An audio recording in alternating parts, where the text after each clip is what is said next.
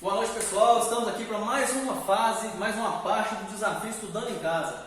Eu sou o Tenente Flávio, professor de Direito Constitucional aqui do Proevidência Concurso, e a gente vai continuar essa conversa nossa sobre a disciplina de Direito Constitucional.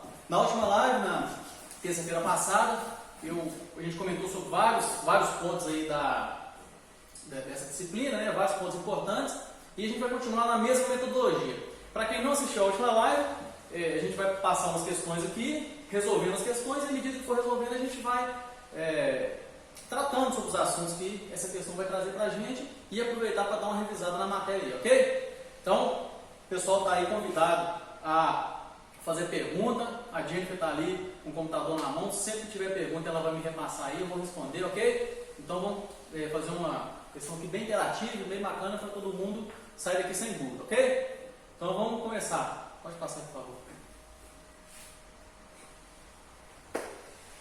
Eu voltei aqui no inciso 5º, no artigo 5º, a gente falou bastante sobre ele na última live, mas eu trouxe um ponto aqui que a gente não comentou da outra vez, e que é um ponto também que eu tenho visto muita questão de concurso, muita pegadinha em questão de concurso, ok? Então o pessoal vai entender o que eu estou falando. Vamos lá. Primeira questão. A Constituição Federal, em seu artigo 5º, reconhece expressamente a instituição do júri popular no que se refere a esse instituto, marque V para verdadeira ou E para falsa, em seguida assinale a alternativa com a sequência correta. Beleza? Então aqui a gente está falando do Instituto do Júri Popular, ok? Essa questão aqui, o artigo 5º traz para a gente 4 características do júri, né? E é muito comum a gente ver em questões de concurso trocar essas características, trocar uma palavra por outra, colocar uma característica que não é uma das 4 características do júri, e isso aí, com certeza, pode ser algo da prova de vocês, ok? Então vamos lá. Primeira característica, vamos marcar aqui VOF, confere? Primeira característica, competência para o julgamento dos crimes supostos contra a vida. De cara, quem então já mais tempo estudando, de cara já vai ver o erro aqui. Só que talvez a pessoa que está começando agora e leu só uma vez ou 2 vezes o artigo, pode passar despercebido, né? Aqui a gente vai ver que o erro está na questão dos crimes culposos, ok? Competência de julgamento do Tribunal do Júri só para os crimes dolosos contra a vida. Mais uma vez, eu falo nas minhas aulas, eu sempre pergunto para o pessoal, e sempre que o pessoal tem um pouquinho de dificuldade para responder essa pergunta, isso vocês têm que saber, gente. Crimes dolosos contra a vida, quais são?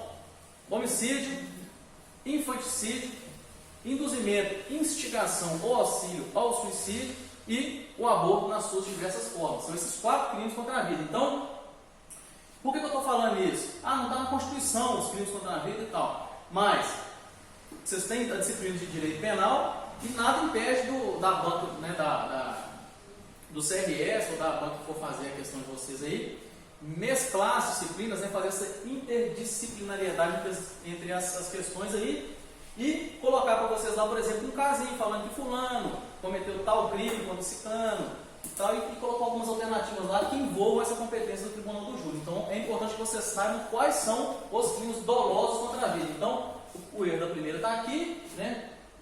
Aqui são os crimes dolosos contra a vida. Então a primeira, consequentemente, está falsa. Publicidade das votações. Também é um termo que pode ser que a pessoa que está começando a estudar agora ainda não esteja muito adaptada e vai pensar assim, não, realmente, votação pública, pensa lá nas votações para prefeito, presidente, vereador, e não, pensa, não, realmente, a votação tem que ser pública, né? Todo mundo tem que saber o que está acontecendo, não pode ser sigiloso. Mas, no caso do Tribunal do Júri, a característica dele não é publicidade, e sim exatamente o contrário, o sigilo das votações, fazendo com que o segundo tópico aí seja falso também, ok? Sigilo das votações. Nós vamos falar sobre cada uma dessas características aqui, ok? Assim a gente terminar de responder. Soberania dos vereditos também, perfeito, característica expressa lá no artigo 5º.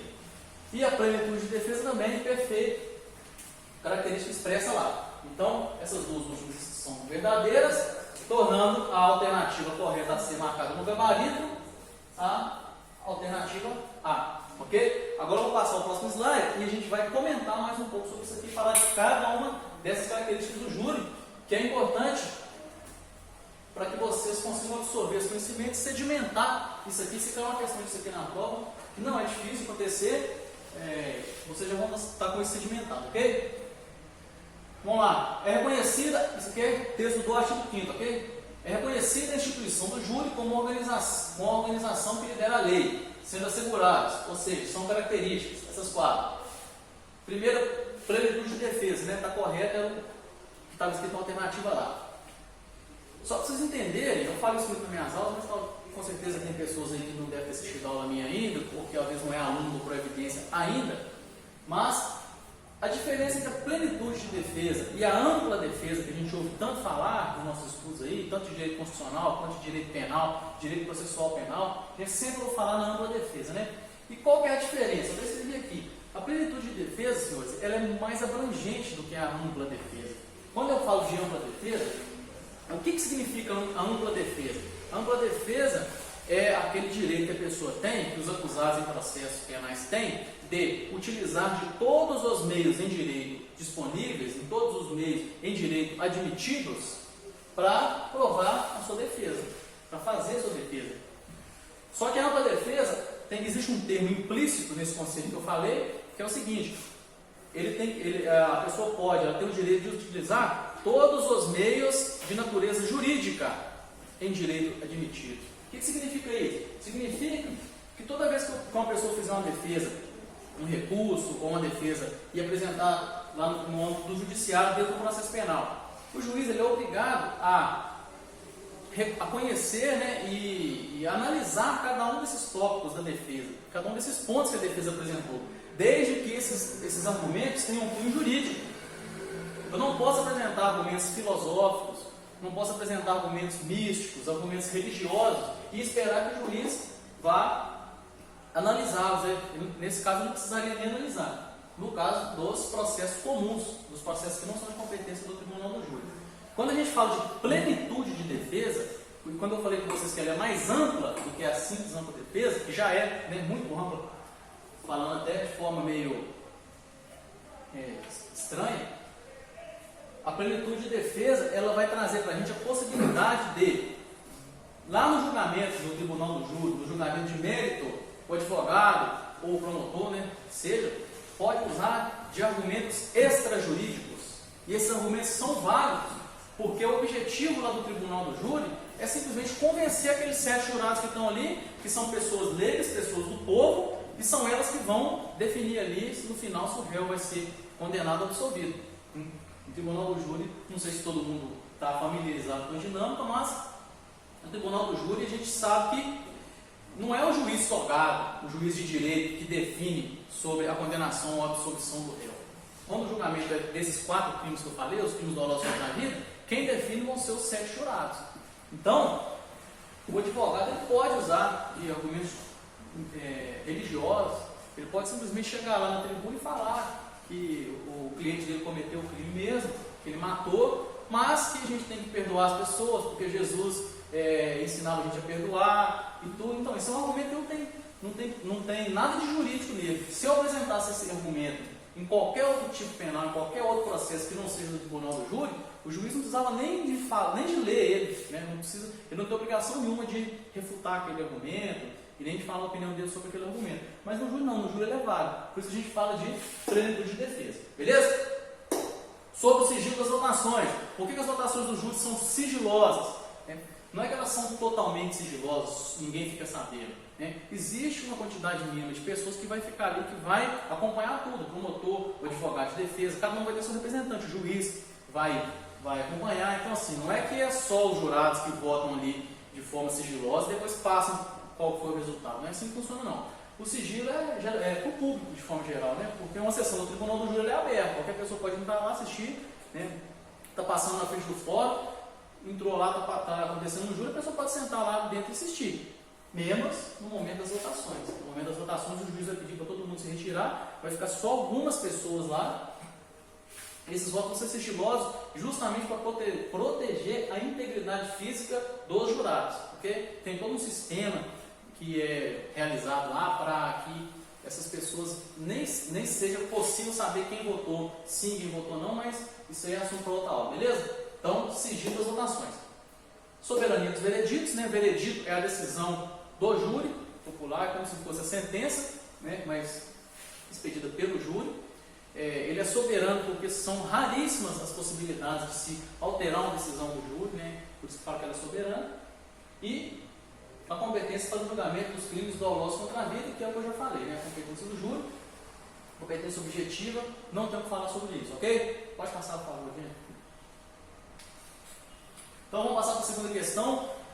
A segunda e a terceira questão, nós vamos ficar bastante tempo nelas, eu trouxe bastante comentários aqui pra gente, porque são um ponto que eu não falei na última live, e eu acho que é de extrema importância, que a gente vai falar sobre o que a gente chama de estados de exceção, estado de defesa e estado de sítio, ok? Extremamente importante, está no capítulo lá da defesa do Estado das instituições democráticas, juntamente com o artigo 4.4 que fala das instituições de segurança pública. E, vamos lá, vamos fazer a questão primeiro, depois a gente comenta, ok? Segunda questão. De acordo com a Constituição Federal de 88, assinale a alternativa que apresenta uma das possibilidades de decretação do estado de defesa. A gente vai ver, eu trouxe um artigo aqui, tá, gente? Vamos fazer a questão primeiro e depois a gente vai comentar.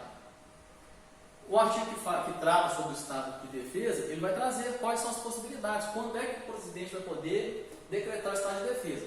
E a questão está perguntando justamente isso, está querendo saber se o candidato sabe quais são essas possibilidades. E o que ele fez aqui?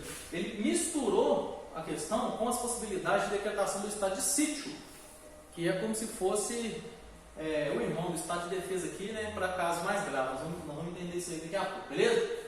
Então ele está querendo saber, ele misturou 3 dessas alternativas, são possibilidade de decretação do estado de sítio, e só uma é possibilidade de decretação do estado de defesa.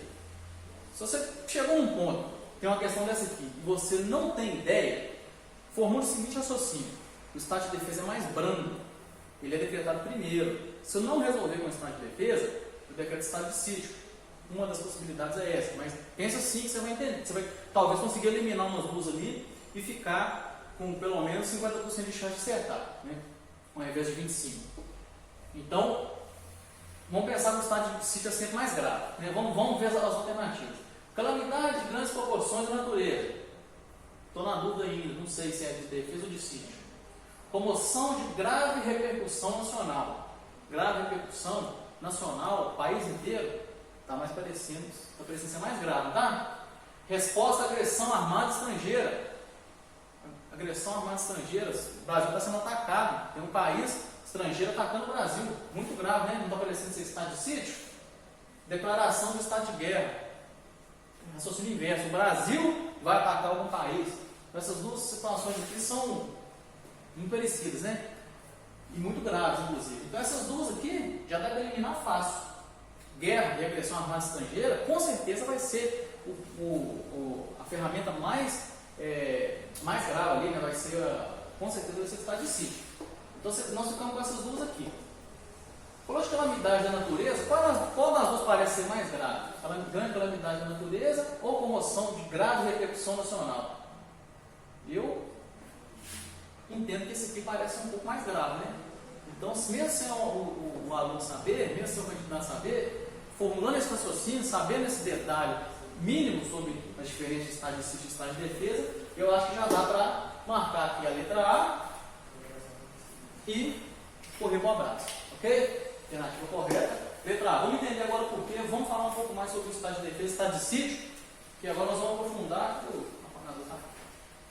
Nós vamos aprofundar nessa disciplina aqui, nessa matéria, e o pessoal não vai errar nenhuma questão mais a respeito disso aqui. Próximo, por favor. Artigo 136. O presidente da República pode. Então, esse artigo 136 é o que trata do estado de defesa, viu, gente? O presidente da República pode, ouvindo o Conselho da República e o Conselho de Defesa Nacional, decretar estado de defesa para preservar ou prontamente restabelecer. Para quem então? Por que vai estabelecer? Está escrito aqui embaixo, é azul.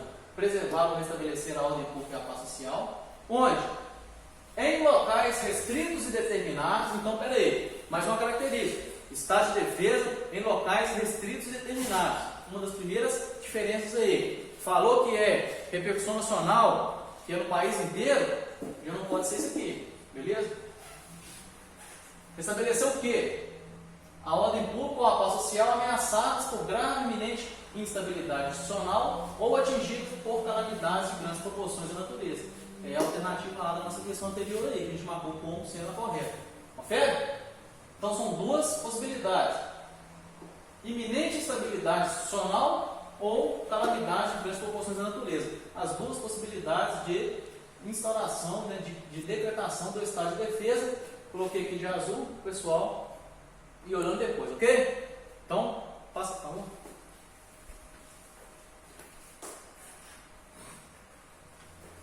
Parágrafo 1º.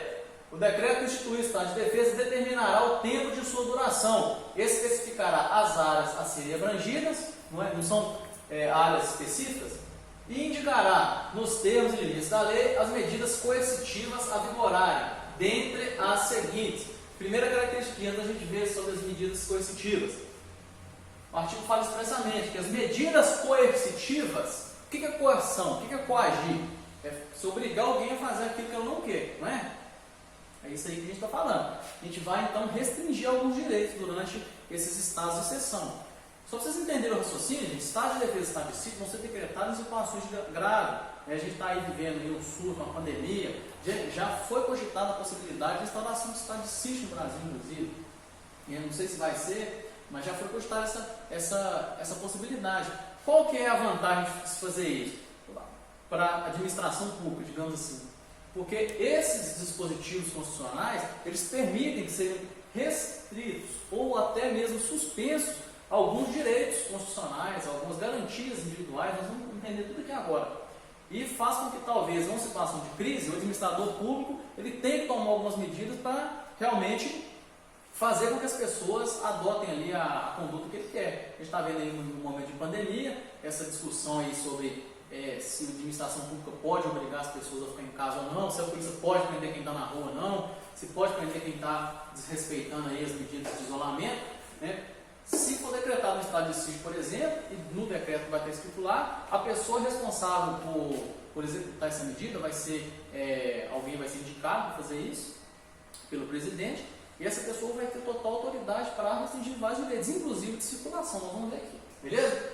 Então vamos lá. Primeira coisa que eu ia falar é o seguinte: esse rol é taxativo, ele não é um rol de natureza exemplificativo, não está escrito dentre outras, essas e qualquer outra, não está escrito nada nessa natureza, ou seja, são essas possibilidades aqui de restrição de direito e ponto final, no estado de defesa, ok? Lembrando mais uma vez, o estado de defesa ele tem a natureza mais branda do que o estado de sítio, são situações menos graves, beleza?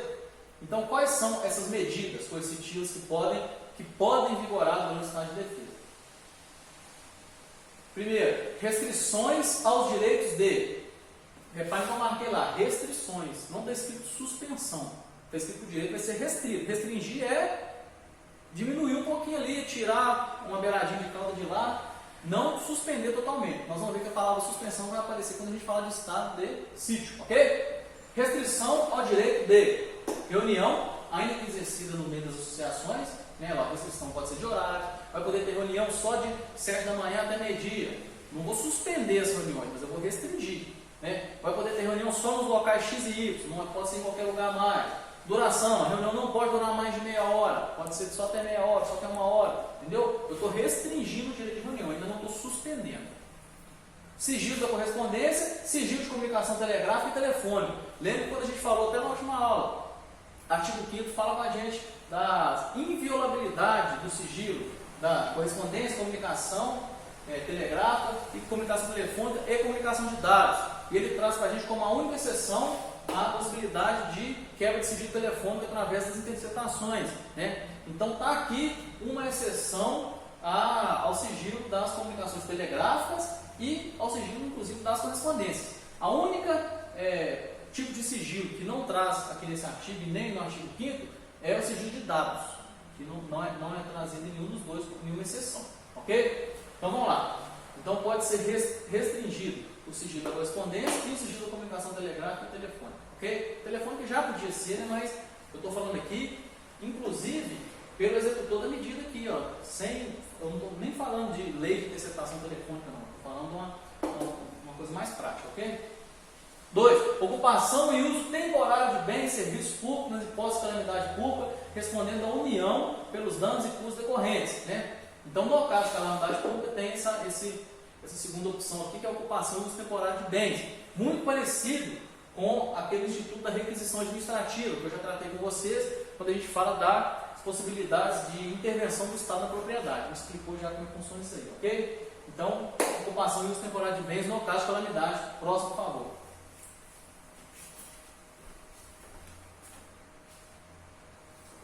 O tempo de duração do estado de defesa não será superior a 30 dias, podendo ser prorrogado uma vez.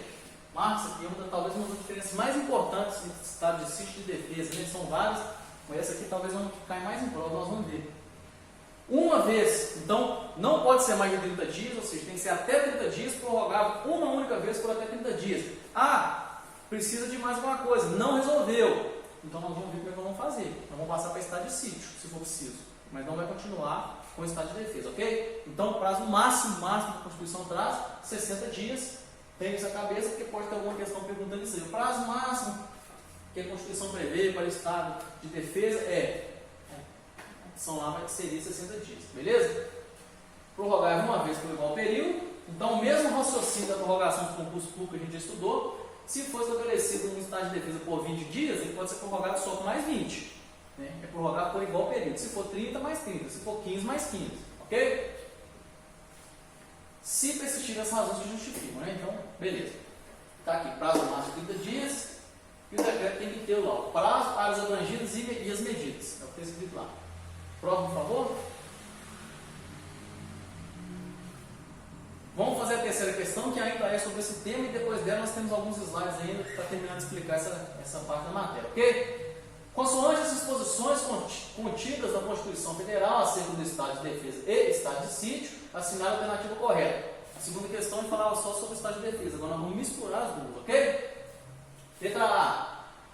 O presidente da República deve, ouvidos o ministro de Estado de Defesa e o Conselho de Defesa Nacional, decretar estado de defesa nos casos de declaração de estado de guerra ou resposta à agressão armada. Gente, só pelo que eu já falei com vocês aqui, dá para ver que essa aqui está toda errada. Vários motivos. Primeiro, não é deve, é pode. E segundo, que essa possibilidade aqui de declaração de guerra ou agressão armada estrangeira, nós já vimos que não é situação de decretação de estado de defesa, e sim estado de sítio, ok? Então está falando aqui estado de defesa, então alternativa totalmente errada. Próximo. O tempo de duração do estado de defesa não será superior a 45 dias. Pode parar por aí, pode? A gente acabou de ver que é 30 dias. Então, essa aqui já pode marcar ela como errada de cara. Podendo ser prorrogado, igual período, tá, o resto até estaria certo, né? Mas essa questão dos 45 dias aqui, eu vou até marcar para o pessoal saber que está errado. 45 dias está errado. Ok? C. Na vigência do estado de defesa, a prisão ou a detenção de qualquer pessoa não poderá ser superior a 15 dias, salvo quando autorizado pelo Poder Judiciário. Não está nos 3 slides que eu trouxe antes, não, mas vai estar nos próximos, vocês vão ver. Esse período aqui não é de 15 dias, esse período aqui é de 10 dias. Ok? Então, também, questão errada. Alternativa errada. E, letra D, solicitada autorização para decretar estado de sítio durante o recesso parlamentar, o presidente do Senado Federal, de imediato convocará extraordinariamente o Congresso Nacional para se reunir dentro de 5 dias, a fim de apreciar perfeito texto exato da Constituição Federal. Alternativa, letra D. Próximo, por favor. Vamos continuar falando sobre isso aí. Não fica com dúvida não. Pode ir perguntando aí quem quiser. Então, continuando, parágrafo 3º. Ainda falando sobre o estado de defesa. Na vigência do estado de defesa, o que pode acontecer? A prisão por crime do Estado, determinada pelo executor da medida. Então, um detalhe aí: determinada pelo executor da medida. Eu falei com vocês que quem determina a prisão é só juiz, né? Você pode prender só em flagrante ou determinação judicial. Nesse caso aqui é uma exceção, viu? Quem vai determinar a prisão é o executor da medida. Ah, quem é o executor da medida? Quem o presidente indicar. Vai ser uma delegação. Então, essa prisão será por ele comunicada imediatamente ao juiz, será comunicado ao juiz. Ele tem a obrigação de falar com o juiz que ele está prendendo alguém. Mas não precisa pedir bênção para ninguém, não. Que a relaxará se não for legal, facultado ao preso requerer exame de corpo de delito à autoridade policial. Gente, O juiz, a única coisa que ele pode fazer é isso aqui, ó, relaxar a prisão. O Instituto do Relaxamento, ele fala sobre prisões ilegais. Então, a partir daqui, a gente observa o seguinte: o juiz ele não estará autorizado a verificar o mérito da prisão, mas simplesmente a sua legalidade. Foi uma prisão totalmente ilegal, a pessoa não cometeu o crime, não era aquela pessoa, entendeu? Não, ele vai relaxar por se tratar de uma prisão ilegal, mas ele não vai falar sobre o mérito, pelo menos não por enquanto. Ok? 2. A comunicação será acompanhada de declaração pela autoridade, estado físico e mental do detido. 3. A prisão ou detenção de qualquer pessoa não poderá ser superior a 10 dias, falei com vocês, por isso aquela alternativa C da questão anterior estava errada, salvo quando autorizado pelo Poder Judiciário, lógico, e é vedada a incomunicabilidade do preso. Esse é um direito que se mantém intacto, né? Você não pode prender alguém e não falar com ninguém que você prendeu, não comunicar a família, não deixar o preso de um advogado, né? Isso aí é totalmente inconstitucional. Próximo, por favor.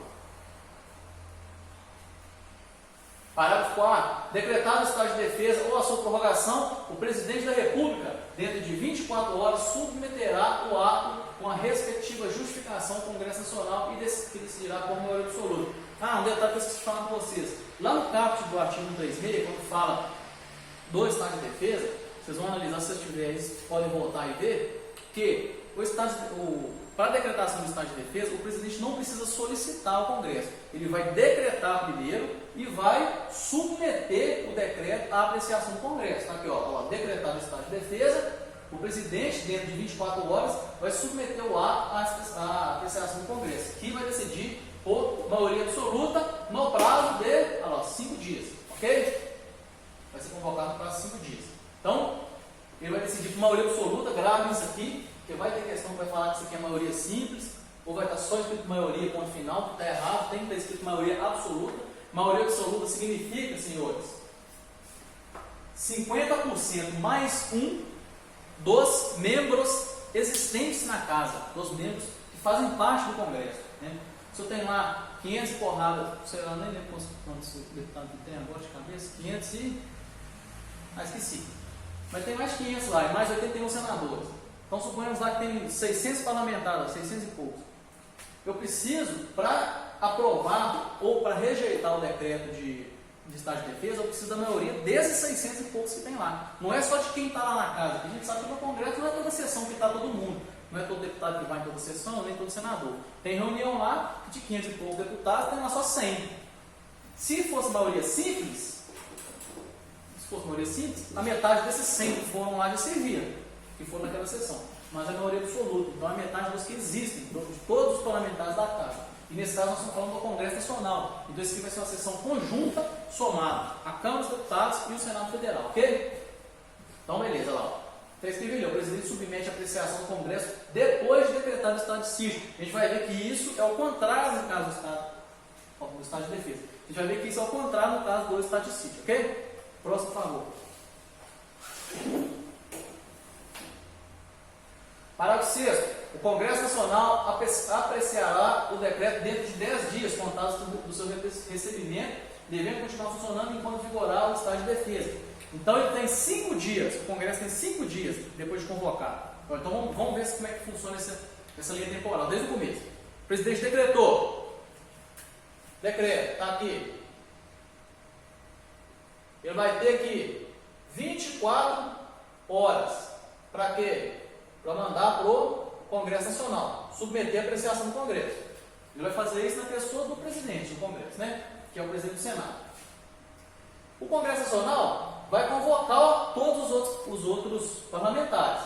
Eles têm que estar lá e começar essa apreciação dentro de 5 dias. Eles têm 5 dias para ir lá no Congresso, né? Como se fosse muito longe, como se eles não tivessem que estar lá perto, mas enfim.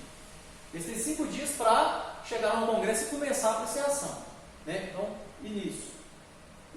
início da apreciação. O menino está olhando para mim, que minha letra é feia, a dele é redondinha, bonitinha. Ninguém dá conta de entender. Se você não estiver entendendo, fala aí, que eu dou um jeito aqui, viu? Começou a apreciação, o Congresso Nacional tem 10 dias. Só que esses 10 dias aqui vão contar do recebimento. Vão contar a partir daqui. Ok? Se ele começou a apreciar com 2 dias, ele vai ter mais 8 para fazer a apreciação. declaração. E assim vai, beleza? Para dar a decisão final. Qual vai ser essa decisão? O Congresso vai concordar com o decreto e manter o estado de defesa, ou ele vai falar não concordamos, não é caso de estado de defesa, o presidente está errado e nós vamos vetar esse decreto. Ele para de funcionar imediatamente. Olha lá, rejeitado o decreto, cessa imediatamente o estado de defesa. Se ele for aprovado, logicamente continua os efeitos normais, todos os efeitos que ele já produziu até essa decisão aqui vão continuar valendo normalmente, independente se ele for rejeitado ou não, beleza? Então, é isso aí. Próximo, por favor.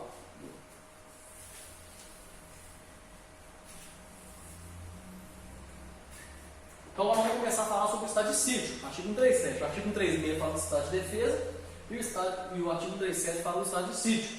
O presidente da República pode de novo, gente, nunca vai ser deve. Questão com deve, com sempre, com nunca e com sem exceção, você já pode correr dela. Pode, ouvidos o Conselho da República e o Conselho de Defesa Nacional, até aqui está igual o do estado de defesa. Detalhe, esse Conselho da República e Conselho de Defesa Nacional são órgãos de natureza meramente, não são órgãos de natureza deliberativa, né? São órgãos que dão meros pareceres, né? De natureza deles é meramente consultiva, digamos assim. O presidente tem que ouvir eles, é obrigado a ouvir o que a Constituição está falando, ou seja, tem que fazer uma reunião do Conselho da República e do Conselho de Defesa Nacional. Quem é professor do Conselho da República e do Conselho de Defesa Nacional? Não sei. Tem lá na Constituição lá, isso aí vai estar mais em decreto lá, na Constituição mesmo, não traz direitinho quem tem que ser, não. Isso vai ser indicado pelo presidente. Mas enfim, ele tem que ouvir, mas ele não é obrigado a acatar o parecer deles, não. Se os dois conselhos falaram com ele para não decretar e ele quiser decretar assim mesmo, ele vai decretar. Beleza? Só que olha aqui a diferença. Ele não pode decretar, ele pode solicitar ao Congresso Nacional a autorização para decretar o estado de sítio. Então, o estado de sítio, como ele é uma situação mais grave, o presidente não pode decretar e já começar a valer qual é o estado de defesa. Ele tem que solicitar ao Congresso Nacional. Beleza? Nós vamos ver como é que funciona essa solicitação aí. Mas o estado de sítio só vai começar a valer cá embaixo, depois daquela decisão que eu falei com vocês aqui. O procedimento é mais ou menos parecido com esse aqui, o estado de defesa. Só que em vez dele ser feito depois da decretação, ele é feito antes. Se a decisão, se o parecer do Congresso Nacional for pela aprovação, ele é autorizado e ele vai dar decreto. Senão, ele não pode decretar o estado de sítio, ok? E quais vão ser os casos? São 4 situações que pode ser decretado o estado de sítio, em 2 incisos. Primeiro, vou até escrever aqui, porque depois nós vamos passar o slide, nós vamos precisar disso aqui. Aqui está dando para ver? Tá vendo? Primeiro, comoção de grave repercussão nacional, né? Então vamos ver isso aqui. Grave repercussão nacional ou ineficácia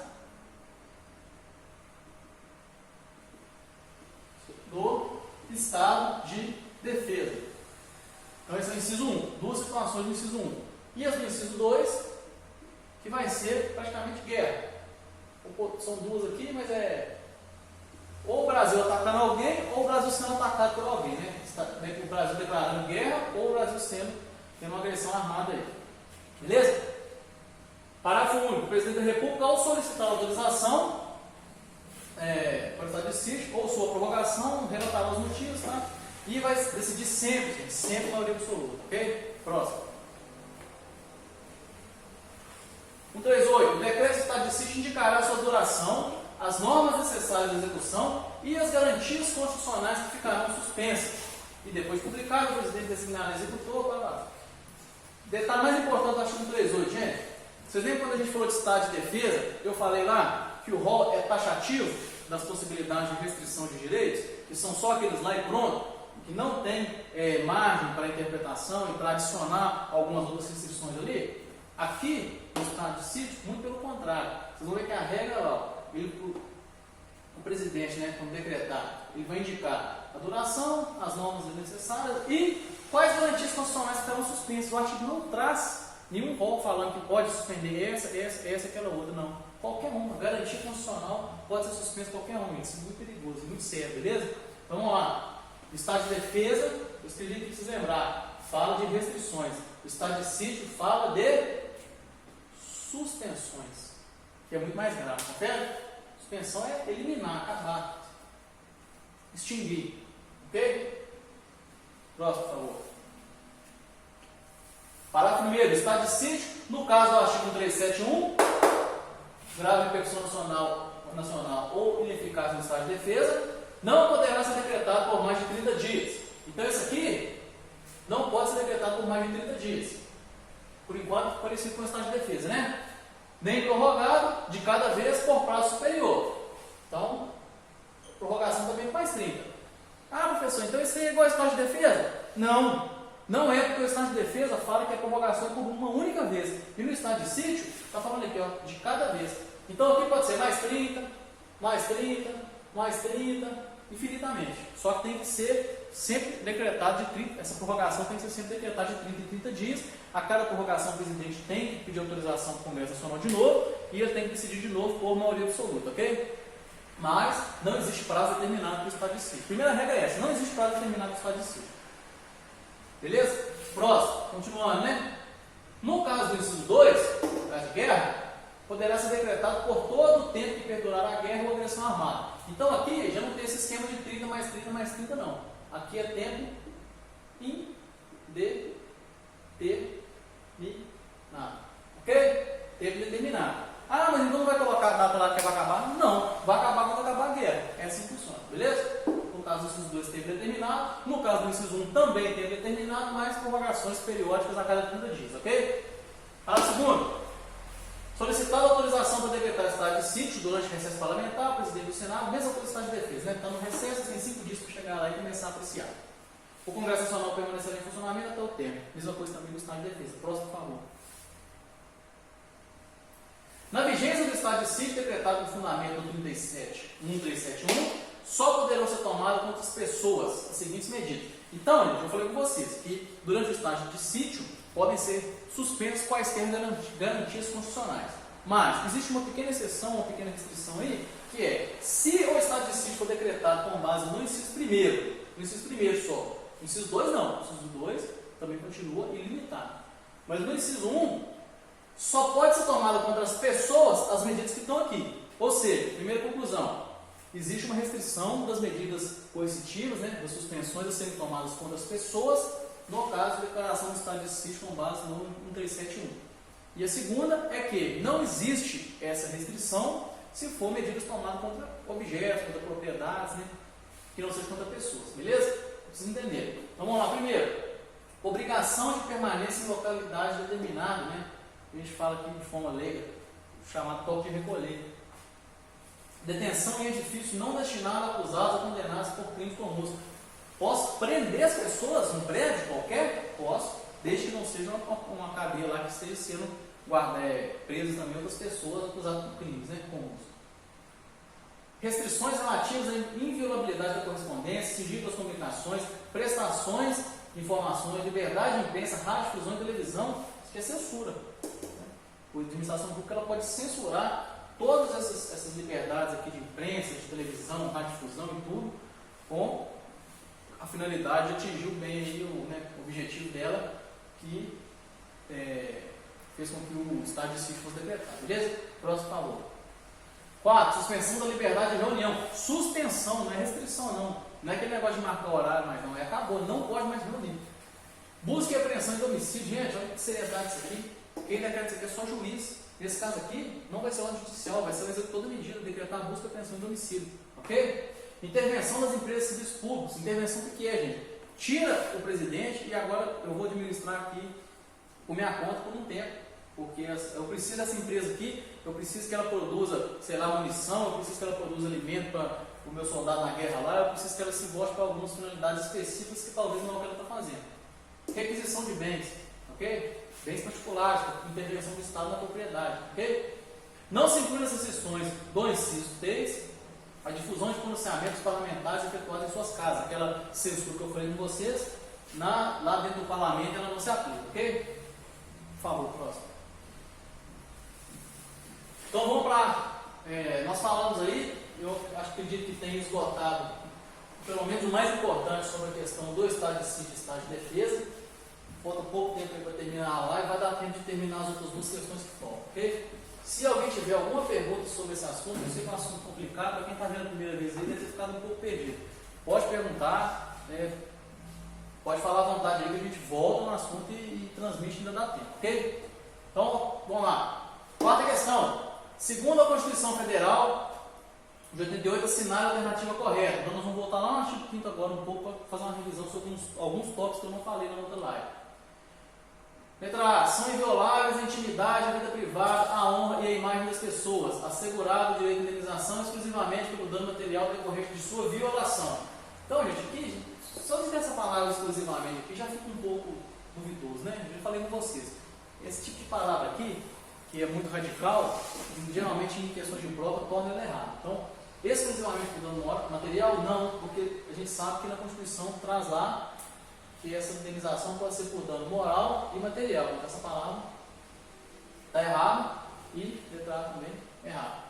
É livre locomoção no território nacional em tempo de paz, podendo qualquer pessoa, nos termos da lei, nele entrar, permanecer ou dele sair com os seus bens. Por enquanto está parecendo correto, né? Vamos passar para a próxima aí. C. A casa é um asilo inviolável do indivíduo, ninguém nela podendo penetrar sem o consentimento do morador, ainda que em caso de flagrante delito. Totalmente errado, né, gente? O flagrante delito é justamente uma das possibilidades, uma das exceções à regra constitucional da inviolabilidade do domicílio. Inclusive, é uma das possibilidades que a pessoa pode entrar na residência, pode violar a residência a qualquer hora do dia ou da noite, ok? Então, por esse motivo, letra C é errada. Próximo. Todos podem reunir-se pacificamente, sem armas, em locais abertos ao público, desde que não frustrem outra reunião anteriormente convocada para o mesmo local. Parecendo correto, né? Final. Sendo apenas exigida prévia autorização à autoridade competente. Gente, essa questão aqui é uma questão que é muito fácil da pessoa cair, muito fácil de confundir, porque você já leu praticamente 3 linhas, está tudo certinho, o cérebro da gente às vezes dá um migué na gente aí e faz você ler aquela última linha lá sem nem pensar direito. Está muito parecido com o texto, mas essa palavra aqui está errada. Não é autorização. Não existe pedir autorização para se reunir pacificamente sem armas. Ok? Aquela palavra ali, a palavra correta é comunicação. Você tem que comunicar as autoridades competentes, justamente para não frustrar uma outra reunião que esteja prevista naquele local. Ok? Quem é a autoridade competente? A Constituição não fala. Vai ser polícia, vai ser guarda municipal, vai ser bombeiro, vai ser as autoridades responsáveis por manter ali a segurança daquele evento, né, por fazer todas as outras questões relativas ali ao bom funcionamento, ok? Justamente para elas, inclusive, se fazerem presença, caso achem necessário, para garantir o direito dessa reunião aconteça, ok?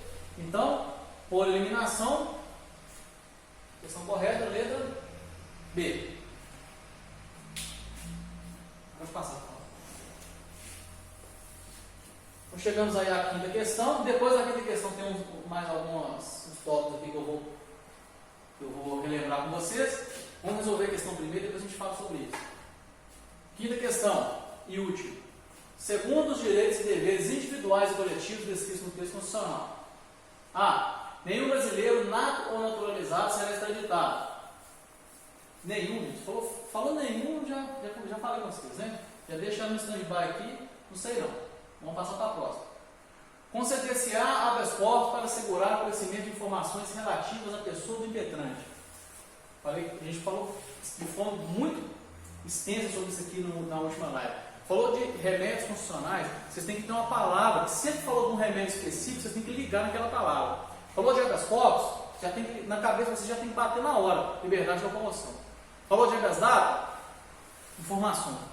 Entendeu? Falou de mandado de injunção, inércia do poder, inércia do poder público, né? Inexistência de uma lei que inviabiliza o exercício do direito constitucional, já tem que vir esse conceito na sua cabeça. Mesmo que não seja com essas palavras, tem que vir isso aí. Então aqui, habeas corpus, gente, liberdade de locomoção. Vamos trocar, né? Isso aqui estaria certo se ao invés de habeas corpus fosse habeas data, né? Então a letra B, com certeza, errado. Aquele que cometer crime hediondo poderá ser preso e considerado culpado antes da sentença penal condenatória transitada em julgado. Até quem não estuda direito, já vê isso aqui, vê que não está legal isso aqui. Né? Então, bom, deixa eu marcar ela como errado aqui. São inadmissíveis no processo as provas obtidas por meios ilícitos. Parece que está correto, não parece? E letra E, não haverá pena de morte. A gente sabe que essa aqui está errada, eu comentei com vocês. Existe uma possibilidade de pena de morte no Brasil, porque ela está na lei, está no Código Penal Militar, a gente já falou sobre isso.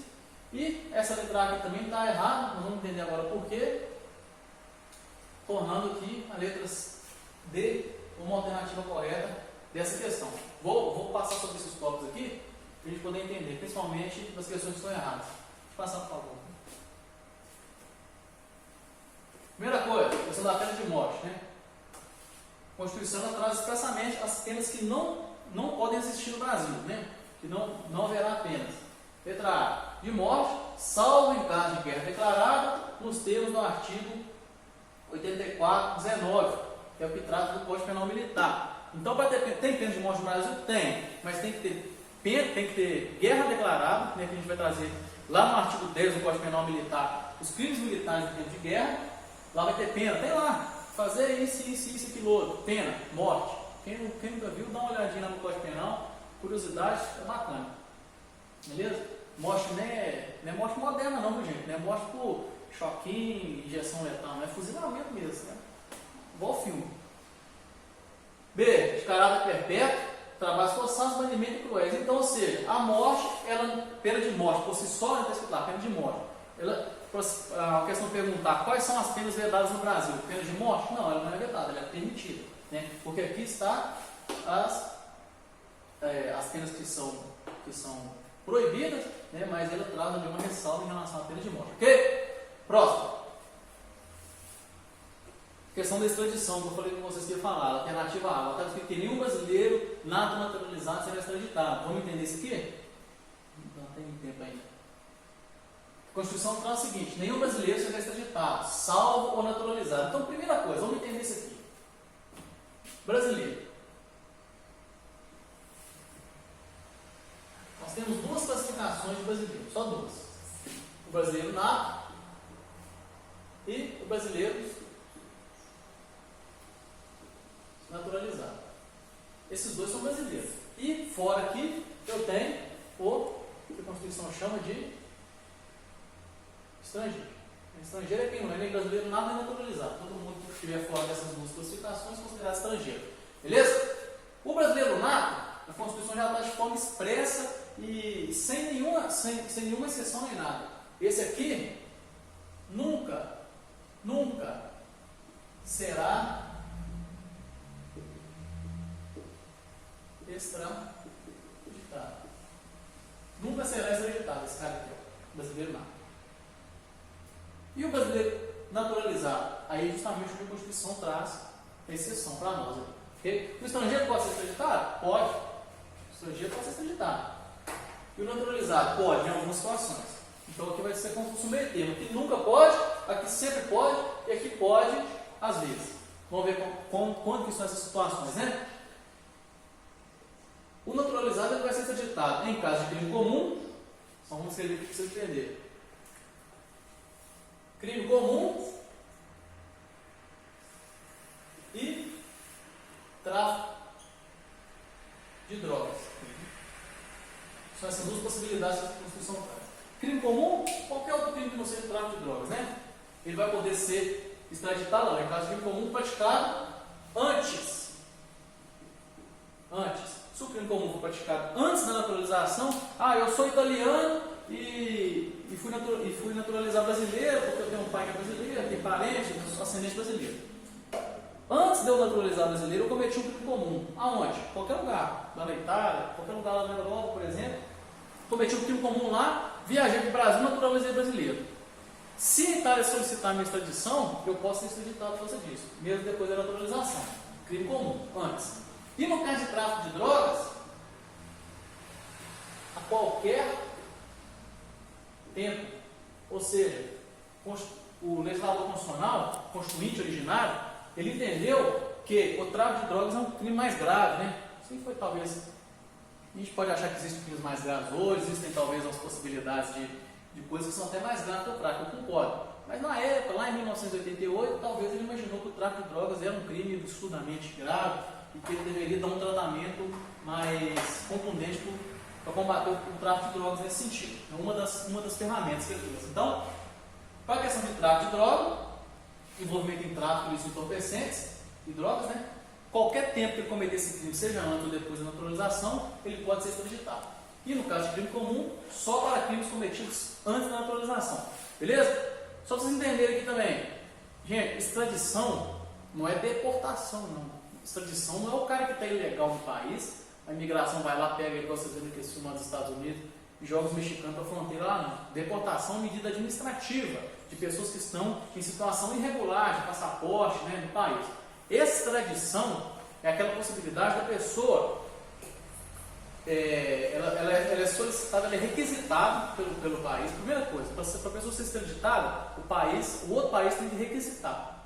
Isso é um processo complicado, envolve o Congresso Nacional, o Presidente da República, mas o outro país tem que solicitar essa extradição, e essa pessoa tem que ter cometido um crime lá naquele país, e está respondendo um processo penal lá, e essa pessoa, caso seja deferida a extradição dela, ela vai ser levada lá para aquele país para responder pelo crime lá. Isso que é extradição, beleza? Então a extradição vai ser um mecanismo do sistema processual penal, entendeu?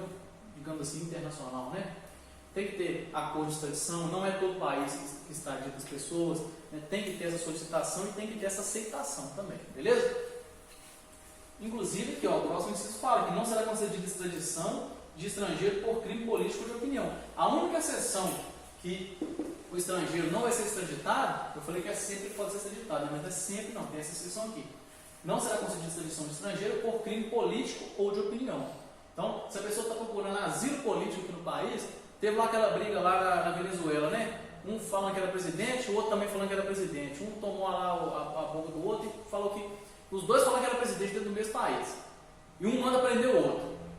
Um tem uma parte do exército, o outro tem a polícia e tal. Aí um dos dois vê que vai perder e foge para o Brasil para procurar asilo político. Tá aqui. E esse cara tá, se for concedido asilo político para ele está sob a proteção, e se a Venezuela solicitar a extradição dele, ele não vai ser extraditado. Ok? Isso é um exemplo claro de crime político, crime de opinião. Né? Beleza? Então tá aí. Então o estrangeiro quase sempre vai ser extraditado. Pode ser extraditado, menos no caso de crime político de opinião. Ah, e esses aqui? Crime de jeito nenhum. Nem situação nenhuma. Crime político de opinião, né? Vai ser extraditado também. Beleza? Próximo que falou. Ah não, próximo tem mais um. Finalzinho, aos litigantes em processo judicial administrativo, aos acusados em geral, são assegurados contraditório e uma defesa. Se eu já falei sobre uma defesa, mas só para sedimentar mais aqui, o que é uma defesa? Uma defesa é o direito de usar todos os meios, né, admitidos na legislação para se defender. E o contraditório é dividido em duas fases, digamos assim.